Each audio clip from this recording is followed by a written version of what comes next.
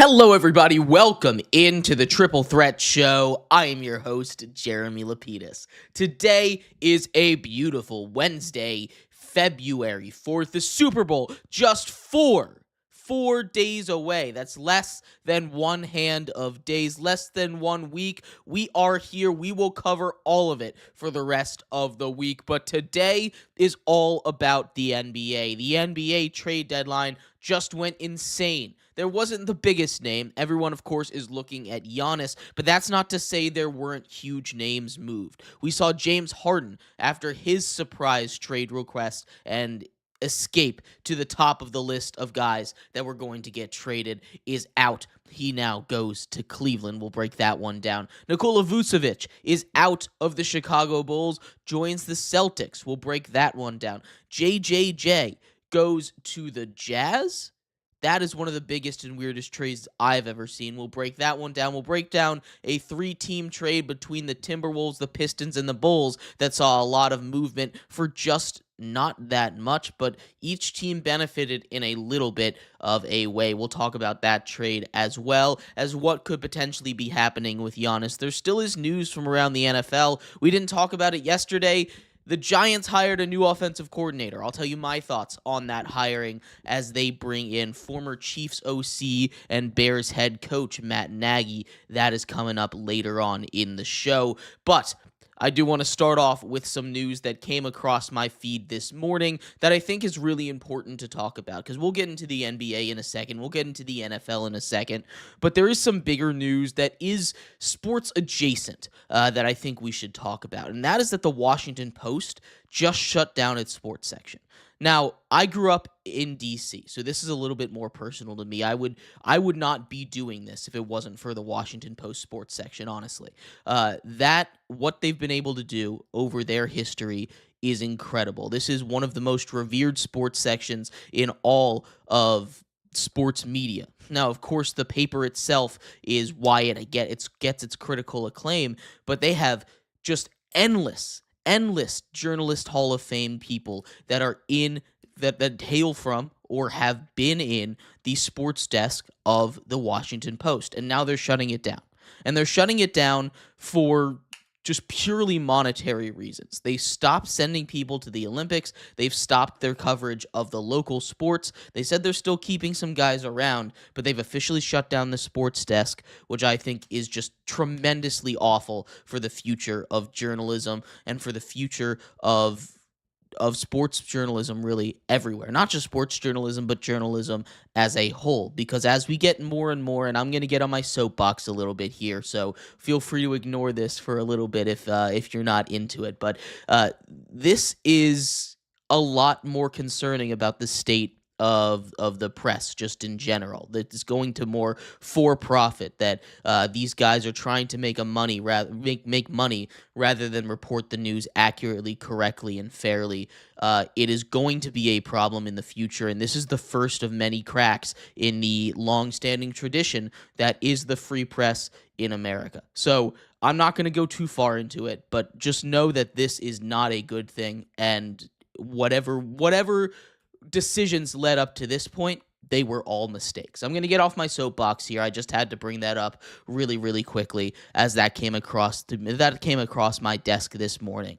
But let's get into the NBA. Let's get into some happier news, because it's not all down and somber. The NBA is wild. It's trying to steal the attention away from Super Bowl week, and they absolutely have done that, at least in my mind. There hasn't been a lot of buzz coming out of Super Bowl week yet. Excuse me. There hasn't been a lot of buzz coming out of Radio Row, coming out of the Patriots and the Seahawks, because we already know everything about these teams, I feel like. We're not finding anything else out over the last 2 weeks. The Pro Bowl was last night, by the way.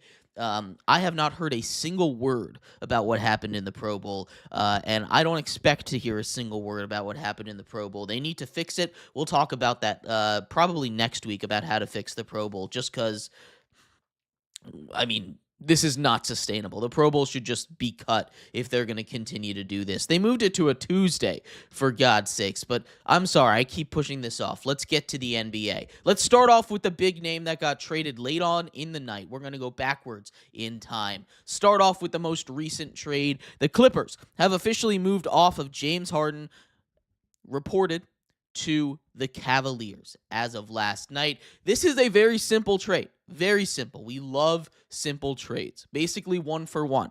You don't usually see in the NBA, but we've seen a couple already here. So there are plenty of reasons why these two teams would do it. So let's break this down. James Harden goes to the Cavs. The Clippers get Darius Garland and a second-round pick. So basically 1-for-1. Salary works out. Everything works out. They make this deal. First of all, from the Clippers side of things, they get Darius Garland, who can come in and replace that James Harden area, which sucks because him and Kawhi were playing really well together. James Harden averaging nearly 25 points per game. Darius Garland not quite putting up that level offensively, but he's going to be able to be in LA for a lot longer and help secure that next era of Clippers basketball when Kawhi and, well, now James Harden is gone, but when those older generations start to retire or fall off a little bit. Kawhi still playing some of the best basketball of his entire career. From the Cavaliers' perspective, this is interesting because they need to win this season, and I kind of like this in the short term. What James Harden can do on the offensive end for a Cavs team that needs help offensively is going to be huge. Look, I would think overall Darius Garland and a second-round pick is a better side of this deal, but James Harden, you pair him up with Donovan Mitchell, those are two of the best pure scorers in the NBA right now. Just purely scoring the basketball, those two are not the best, but they're in the top 10 for sure at putting the ball through the basket on any given night. So you have those two guys on the floor, and really what the Cavs have had to do to win games all season long is have Donovan Mitchell go off for 40 points. Now, you have James Harden. You're not going to have to do that. Teams aren't going to be able to double team. They're not going to be able to double team a guy like Donovan Mitchell as much because you have another threat that can just hit from anywhere in James Harden. It's going to be spreading the defense a little bit more. You'll have more space for Jarrett Allen to go to work down low, who we saw get 40 points. More space for Evan Mobley when he comes back to go down low and play some good basketball. This is going to be huge for their offense. Now, it's not a guaranteed hit. This is the 5th time that James Harden has been traded, and he has yet to win a ring.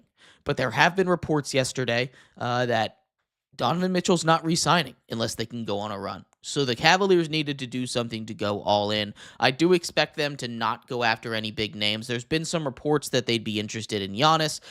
I just don't see that. Honestly, like in order to get Giannis, you'd have to completely reshape the team, go from a team that has Darius Garland and Donovan Mitchell and Evan Mobley and Jarrett Allen to a team that has James Harden and Giannis Antetokounmpo, which is just completely overhauling your team at the trade deadline. That is not the way to get things done. So overall, I think that the Clippers win this trade, but again, this isn't like, haha, you lose the trade. These are two sides that are getting exactly what they want in the moment, but for future considerations, I think this trade goes to the Clippers just a little bit. Darius Garland has not been as consistent offensively as James Harden, but he has the ability that we've seen to go ahead and win games on the offensive side of the ball. We've also seen him be able to lead a team, lead a unit in the playoffs. He's been able to step up in big moments. Darius Garland, playing really good basketball last year, has been dealing with a nagging toe injury. How real that is, I mean, we'll just have to see when he starts playing for the Clippers. But they get another point guard to replace James Harden and a younger point guard than Darius Garland in that. So I do like this move for the Clippers. Another move that I really like, the Celtics get active. They go out and they get Nikola Vucevic from the Bulls. It's, again, a 1-for-1 trade. Anthony Simons and a second-round pick to the Bulls, Nikola Vucevic and a second-round pick to the Celtics. Now, we've been talking about it all year long. What is the big issue with the Celtics? If Mayrob were here, he would scream it out. They don't have a center. Well, that's not really true. Cade has been playing pretty good basketball, but Nikola Vucevic immediately improves that roster. I would say like tenfold. You add Nikola Vucevic to a roster that has MVP level Jaylen Brown, Derek White, shooters on the outside, Peyton Pritchard, and more. You only have to give up Anthony Simons, who I don't think they were going to re-sign anyway. Anthony Simons, who I think is a solid piece, but isn't necessarily going to fit in with that Celtic culture of 3-and-D or defense to offense. I don't think he really fits that mold. He's having a solid season. He's going to go to the Bulls, and I don't think the Bulls are going to re-sign him either. He's just going to go out there, he's going to play basketball, and he's going to enter free agency. That's what I expect them to do. But Nikola Vucevic is going to immediately fill the role that Al Horford no longer is there for, right? He's going to be able to be that stretch-the-floor center big man that can let the Celtics go 5 wide on the outside and just cut in, make those passes, hit those threes, because Vooch can hit from 3. Vooch can be clutch. We talked about it a little bit earlier. He's the clutchest player this season in the NBA, I think. I don't have a full stat in front of me, but he is a guy that off the top of my brain, I can remember hitting the most last-second clutch time buzzer beater shots this season to win his team games. Nikola Vucevic is going to be huge for them. He's going to be able to help push them further into the playoffs. And I think with a move like this, I don't know if it signals that Jason Tatum is coming back. We had that report from Chris Haynes that he was not coming back, and then people have pulled it back a little bit, saying that the timeline is still uncertain. If he comes back, it's going to be in the playoffs. And if he comes back, I don't think it's going to be in the first round of the playoffs. It's going to be in the second round of the playoffs or later. So I don't think we're looking at a timeline of him anytime before the quarterfinals of the Eastern Conference. But Nikola Vucevic is a guy that can help propel them to the quarterfinals and maybe even to the conference finals with the way that he's going to be able to get buckets, with the way that he's just simply a starting caliber center, right? They're able to get a pretty good player, a pretty good center, a pretty good offensive center for a pretty good offensive guard, a place where they already have a bunch of offensive guards, and they just swap second-round picks. I really do love this trade for the Celtics. I think they cleaned up. The Bulls are selling, finally. So I do like this for the Bulls as well, but I don't like that they're just getting guard. Now they have about 7 guards on their roster, and they don't really have a center, because the other trade that the Bulls pulled off was another head-scratcher. The Bulls got Jaden Ivey and Mike Conley in a 3-team trade with, of course, the Pistons and the Timberwolves. The Timberwolves were there to dump salary. That's about all they got. The Pistons got Kevin Huerter, Dario Saric, and a 2026 first-round protected swap from the Timberwolves. So a first-round pick with lots of protections on it. It's not going to be too good of a pick, but, I mean, you get a pick, you get shooters, and all you had to give up was Jaden Ivey, who wasn't really playing a lot in your rotation anyway. That's something to keep an eye on if you are a Pistons fan, because that's what they were clamoring for, right? Ever since the offseason with the gambling probe, they lost their best shooter. Cade Cunningham's been playing amazing basketball, but if you want to win in the playoffs, you have to have shooting from the outside, and that's exactly what Huerter and Saric are going to bring to this Pistons team. I don't expect them to be done. I think they might make a couple more moves around the margins, maybe get another bench piece, but I do think that's the big move that the Pistons are going to make. I don't think there's another guy out there that I think they're really going to go in on. I would have said that the guy the Pistons should target is Michael Porter Jr. from the Brooklyn Nets, but it doesn't seem like that's going to happen anymore. I don't think they have the guys that they can match the salary with. But we will see. This was a weird trade. It felt like a lot of a nothing burger to me. This is something that I think helps out every team. The Bulls, they're kind of tanking. So they're just picking up interesting players and bad contracts, and they're giving away guys that they can get some value for. Expiring contracts, get money off the books, make these trades, build towards the future, maybe get a couple picks. The Pistons get shooters, and the Timberwolves, they clear cap space for something that they anticipate coming. Maybe that's a Giannis trade. Maybe it's a trade that we have not yet thought of that the Timberwolves are on, because they need to add more help for Anthony Edwards and a team that's made the Western Conference Finals now 2 years in a row. The other big trade that took place yesterday, the Jazz. Yes, the Utah Jazz made the first big move of the day, acquiring Jaren Jackson Jr., JJJ, along with 3 other players in an 11-player trade with the Memphis Grizzlies. The Jazz, and sit down for this one, get your popcorn, it's going to be a long list. Get Jaren Jackson Jr., John Concher, Jock Lawndale, and Vince Williams Jr. Lawndale, I think, is a really good rim protector, although the Jazz already have a bunch of rim protectors. You have a bunch of guys that can step up and protect the rim already. Jaren Jackson Jr. adds to that. That defense is going to be insane. The Grizzlies got quite the haul as well, though, right? They go out and they get Walter Clayton Jr., first-round pick and guard that led Florida to a national championship last year. Kyle Anderson, a veteran. Never hurts to get. Taylor Hendricks, a young guy that has played a couple games for the Jazz, drafted in the first round a couple years ago. Georges Niang, and 3 first-round picks. So these first-round picks are not necessarily all Jazz first-round picks, but they're the most favorable of the 2027 Jazz, Cavs, or T-Wolves picks, the Lakers 2027 pick, and the Suns 2031 first-round pick. So that one is going to be really interesting. I don't know what that is, but the 2027 picks I expect to be middling.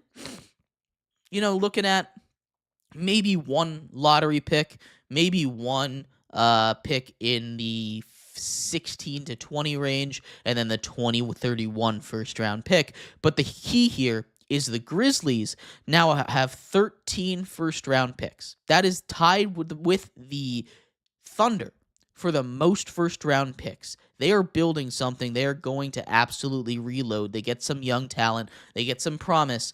That is a big move from them. They're going to blow it up, and I'm sure they're going to move Ja if they find a suitor for him. The other thing from the Jazz perspective here, and I think this one's fascinating because when you look at it on paper, you say, why are the Utah Jazz adding a guy like a Jaren Jackson Jr.? Why are the Jazz going out here and making these moves when you have a team that, quite frankly, is not very good right now, right? This is a Utah Jazz team that has been in the bottom really ever since they blew up the Gobert and Donovan Mitchell duo, right? They're 16-35 right now, 16-35, fifth in their division, near the bottom of the entire Western Conference. And now you make a big move for Jaren Jackson Jr. It just doesn't make a lot of sense when you look at it on paper, but again, these guys just believe in their players. They believe in Keontae George, who's made a huge step up. They believe in Ace Bailey, the rookie. They believe in Lauri Markkanen and Kyle Filipowski and now Jaren Jackson Jr. that's going to make a pretty damn good duo down there, defensive duo. They believe in those guys that can step up and make those plays. They believe in this team. It's a young team. Jaren Jackson Jr. just 26 years old. He hasn't hit his prime yet. He's already played in DPOY conversations. He's already been a Defensive Player of the Year level player. These are the kind of guys that help build your locker room. I don't think Jaren Jackson Jr. is the most ecstatic that he got traded from the Grizzlies to the Jazz, but I think the Jazz have a lot more promise than the Grizzlies do right now. And I do like that duo, that trio a lot of Markkanen, Jackson Jr., and Keontae George. Throw Ace Bailey in there. This is a team that has a lot of talent, really. They just need to put it all together, and I'm curious how the rest of this season goes for the Jazz because I think that's going to be the key. If Jaren Jackson Jr. doesn't make this team, let's say 500. Let's say 500 is fair. Say they go 15-15 in their last 30 games. The Jazz finished with 30 wins overall.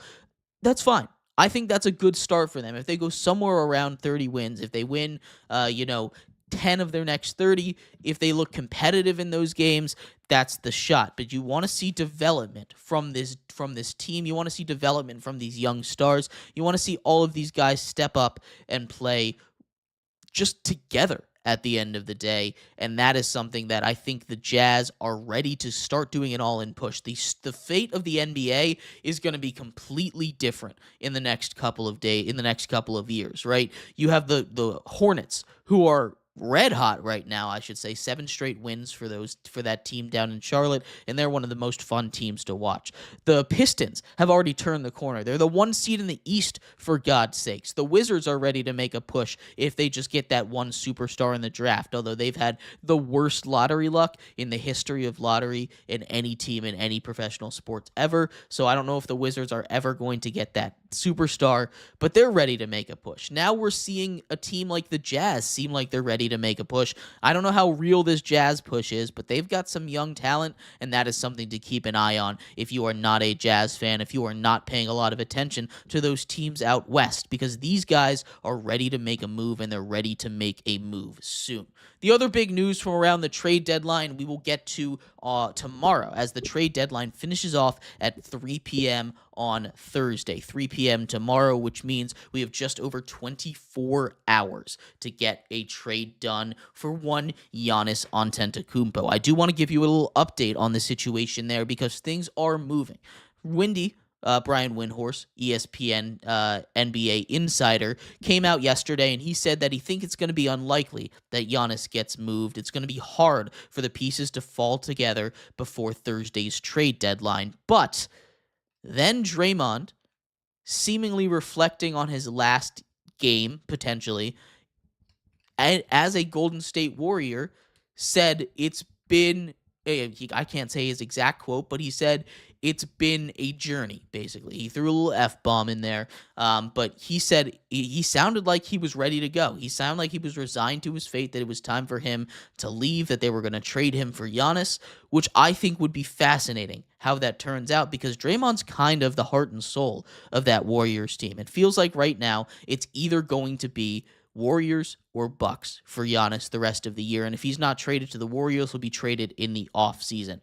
Something to just keep an eye out here. You have to be ready just in case anything is going on around the league. But we will keep you updated on everything NBA. We will keep you updated on everything trade deadline. Tomorrow is our big trade line extravaganza show. We will let you know what's going on with Giannis, what other big moves have happened. There have been some smaller moves around the edges. The Cleveland Cavaliers continue to be active. They trade for Keon Ellis and Dennis Schroeder from the Kings, a couple bench pieces they just had to give up. DeAndre Hunter. The Bulls in that trade as well. They got Dario Saric, who they then flipped, obviously, to the Pistons in their trade that they made later. They got a 2nd-round pick, 2 second-round picks in that trade as well. We've already talked about Trae Young, but a lot of things to like between these trades. More to come. I believe there will be at least one more trade today, if not tomorrow, in the final hours of the NBA trade deadline. But let me know what your thoughts were on the trade deadline so far. What was the biggest move that we saw? I think the biggest move and the best move so far for any team, the Celtics getting Nikola Vucevic. That's the big move of this deadline. It could catapult them all the way to the top of the East. I truly do believe that he's that big of a game changer for a Celtics team that desperately needed size and a startable big man down low. But let me know what you think. What's the biggest move of the deadline? What's the most head-scratching move of the deadline? What do you think of all these deals? What grades would you give their teams? Let me see it in the comments. I'd love to hear your thoughts. We're going to take a quick break. When we come back, the Giants hired a new offensive coordinator. Let's talk about that. They bring in one Matt Nagy. We'll talk about what that means for the Giants, what my thoughts are on it, and more. That's coming up next here on the Triple Threat Show.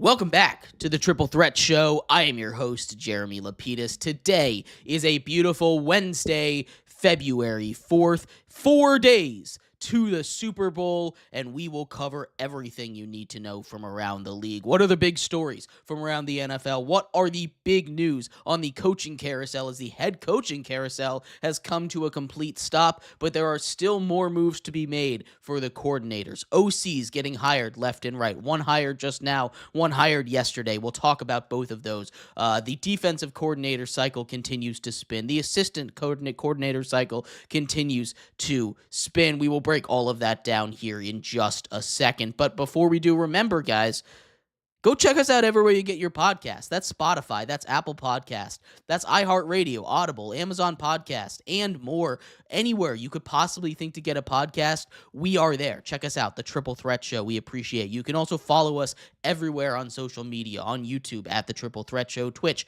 at 3Threat Show, Instagram at 3Threat Show _, and on TikTok at _Triple Threat Show. We are posting things there. Go find us. Go check out our stuff. Nolan, Mayrob, and me out there on the internet, on the podcast platforms. Go find us everywhere that you get your podcast. But let's get into the NFL here a little bit, because the NFL continues to be king. The NFL continues to be the main event. The Pro Bowl was yesterday.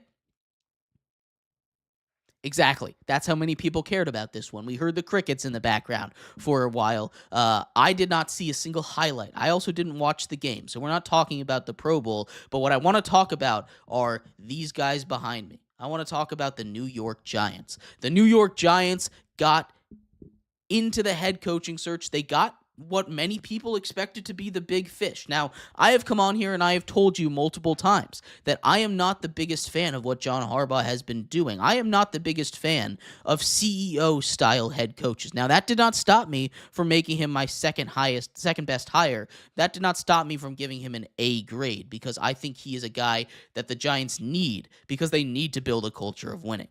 But when you have a coach that does not and is not an offensive or defensive genius, you need him to bring in an offensive or defensive genius.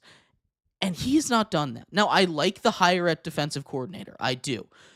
But this is just malpractice. I'm going to be so honest with you. It's malpractice. The Giants have hired offensive coordinator Matt Nagy. Matt Nagy has made a couple of stops. He was the head coach for the Bears. That didn't work out too well for him.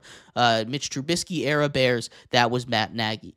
He also has been the offensive coordinator for Andy Reid and the Chiefs, the Kansas City Chiefs. Now, I want to run through the list of Kansas City Chiefs offensive coordinators, and I want you to tell me in the comments which one of those have been successful. Major success out of the Kansas City Chiefs. There's only two that have really come to mind during this era, that being, of course, Eric Bieniemy, who he left the Chiefs for a hot second, immediately flamed out as the OC in Washington, was not the answer. Now Matt Nagy went to be the Bears head coach, immediately flamed out, right? Immediately flamed out. The Andy Reid OCs are not the answer. They're not the answer at offensive coordinator. They're not the answer at head coach. They're not the answer anywhere in the NFL, because they don't do anything. They sit there, they look pretty, and they say, Andy, what do you want to run? Andy runs the offense. Andy runs the offensive meeting. Andy Reid is in charge of all of this, not Matt Nagy. And Matt Nagy is not a guy that's going to help Jackson Dart. This is not an overstatement to say that the hiring of the offensive coordinator this year is going to make or break the career of Jackson Dart. Point blank, period. This is going to make or break the career of Jackson Dart, because Jackson Dart right now is on the precipice. He's right on the ledge. The mountaintop is in front of him of glory and franchise quarterback and millions and billions and millions of dollars, right? The New York market could fall in love with him. He could be a celebrity forever. He could have a future in the NFL for the next 15 to 20 years. Or you could take a step back and fall off into bust territory. Why did the Giants trade up for him? This kid we all knew was never going to be the answer. The narratives are going to go crazy in that New York market for him, and it's all going to come down to Matt Nagy. Now, I don't want that coming down to Matt Nagy. If I am Jackson Dart, if I'm a quarterback, I don't want it coming down to Matt Nagy. There will be 21, most likely 21 new offensive coordinators hired in the NFL this year. That is so many. That is 2/3 of the entire league looking for new offensive coordinators.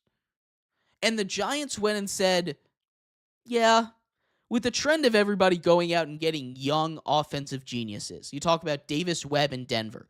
You talk about getting a guy like David Blau down in Washington, right? You talk about getting a guy like Sean Mannion in Philadelphia, right? The trend is to get a young mind, a young offensive mind that's going to be able to work with the modern NFL. Instead, you say, nah, we're going to bring in a coach from 20 years ago in John Harbaugh. We're going to bring in an offensive coordinator that hasn't called plays and consistently has struggled to call plays, who's going to have to call plays. When he was with the Bears, whenever he handed off play call for a guy that has to call plays, he's not the head coach. He's the OC. His job description is call the plays, be in charge of the offense, be in charge of Jackson Dart. I know Harbaugh wanted Todd Monken so bad. I know he did. He's been with Todd Monken forever. He got fired from Baltimore, for God's sakes, because he wouldn't fire Todd Monken. That's loyalty. I respect that. But you knew he was interviewing for a head coaching candidate job. You knew he was one of the finalists for the Browns. You knew and look, I did not expect him to get that job. Nobody in their right mind at the beginning of the hiring cycle should have expected Todd Monken to land a job. But he did. And you need to have contingency plans for that. And your contingency plans can't be, let's go get this old guy. Cliff Kingsbury is still on the market. Now, I have my issues with Cliff Kingsbury. And there's a reason why Cliff Kingsbury has not been hired. Again, I went through that. There are going to be 21 out of 32 teams that have or will hire a new offensive coordinator. 21 of the 32 teams. And Cliff Kingsbury, boy genius, offensive wonder kid, just isn't getting a job right now, which I think is kind of malpractice. I expect him to get a job. I would be shocked if he didn't get a job. I think Seattle's probably going to hire him once they lose Mike McDaniel, but I don't know if Seattle's the best fit for him. I think Jackson Dart would have been an excellent fit. If there's one thing we know about Cliff Kingsbury, it's that he loves his short passes. He loves mobile quarterbacks. That's why he moved off of Josh Rosen immediately. He didn't even really give him a chance. Just cast him aside into QB purgatory, and now he's getting a master's degree in business, right? That's why he went and got Kyler Murray immediately. That's why he went and decided to go coach Jaden Daniels, right? Because he saw a dual threat quarterback. Check it off the list. That has some potential, check it off the list. That has some weapons, check it off the list. That has a good head coach, a CEO head coach that's going to let him do what he wants. Check it off the list. That's 3 for 3 on Cliff Kingsbury success totems. And look, I'm not saying that Cliff Kingsbury is the long-term answer, but this, and I've said it before, I'll say it again, is maybe the most important thing that the Giants are doing for the future of their franchise, is hiring an offensive coordinator. We've seen it more than ever with Sam Darnold now in the Super Bowl, that a coaching decision matters. He flamed out with the Jets. People called him a bust. He flamed out with the Panthers. People called him a bust. He was a backup for the Niners. People said he was going to be a backup forever. He goes to a great head coach with the Niners again, learns under Kyle Shanahan. Then he goes to be the starter for the Kevin O'Connell Vikings, learns with a great coach. And now he wins 14 games, goes over to the Seattle Seahawks, takes them to a Super Bowl in his first year there, wins 14 more games under a great offensive coach in Clint Kubiak, right? They have the answer right here. We have seen the answer right here. We know what it takes to be a successful player, and a lot of it has to do with coaching. It's not all on the players. A lot of it is on the players, and sometimes busts are just busts. But if you're seriously going into this offseason, going into this season saying, all right, we got Matt Nagy, our job is done, we're happy, I don't know what you're doing. Matt Nagy is a mistake. There's better offensive minds out there. Go hire a young guy. Go do what everyone else is doing. Go follow the trend. I don't care if they call you a sheep. Get me someone that's either going to flame out spectacularly or be the next Sean McVay. I don't care at this point. Don't give me Matt Nagy. He's a retread nothing hire that's going to do nothing for your franchise. He's not going to help develop your quarterback to that next level. He's probably going to hurt the development because they're not going to be able to keep the offensive line together because they fired the offensive line coach. I've talked about getting bad vibes from this Harbaugh era. He's come in and he's immediately shaken things up. He's immediately gotten rid of everything with this Giants organization that's been there for a long time. 45 years of employment gone. John Harbaugh in. He's having a complete power struggle with Joe Schoen, and he's winning. I don't know what Joe Schoen is doing, but I don't think he's going to be in charge of drafting players this year, which concerns me. Not that I think Joe Schoen is the greatest in the world at drafting players, but is John Harbaugh the GM in Baltimore? I don't think he was. I think he went side by side. I don't think he was in charge of drafting. Now, my mind can completely change with the Giants getting a good draft this year. And there's a couple guys out there that I think would be nice for them to grab. I'm very curious which way they go in this draft. We'll get to draft coverage in a little bit. This is just a mistake of a hire. There's better guys. Again, I don't love Cliff Kingsbury. I have my issues. He's predictable. We see it all the time. After 1 year in a system, people get him. After half a year in a system, the teams start to catch on to the offense, and the big criticism is he doesn't adjust his scheme. His scheme is his scheme, but the Giants fit his scheme. That's the thing. They've got deep threats. They've got wide receivers. We saw Terry McLaurin go off for 13 touchdowns with a system that was with Cliff Kingsbury's system 2 years ago now. Malik Neighbors can do that. Malik Neighbors is better than Terry McLaurin. Terry McLaurin is great. Malik Neighbors is better, right? You have a running back that, they don't really like to use running backs, but you have a power back that can help bring in a system, and maybe that's why they didn't hire him. But if you re-sign Wan'Dale Robinson, you have your little check down guy, your little screen guy, and that is something that's a staple of a Cliff Kingsbury offense. Now Wan'Dale had a huge year, and he's going to demand a good amount of money, but if you decided to pay Darius Slayton 3 years, 36, you can give Wan'Dale Robinson 4 years, 48. You can give him that. You could give him even a little bit more. You can give him 3 years, 40, right? You can afford that. I believe in you. Don't let Wan'Dale Robinson walk if you can decide to bring in a guy in Darius Slayton. But I digress. I'm getting too deep into the Giants here. This is a bad hire. This is going to be a mistake of a hire, and this is going to tank Jackson Dart's career.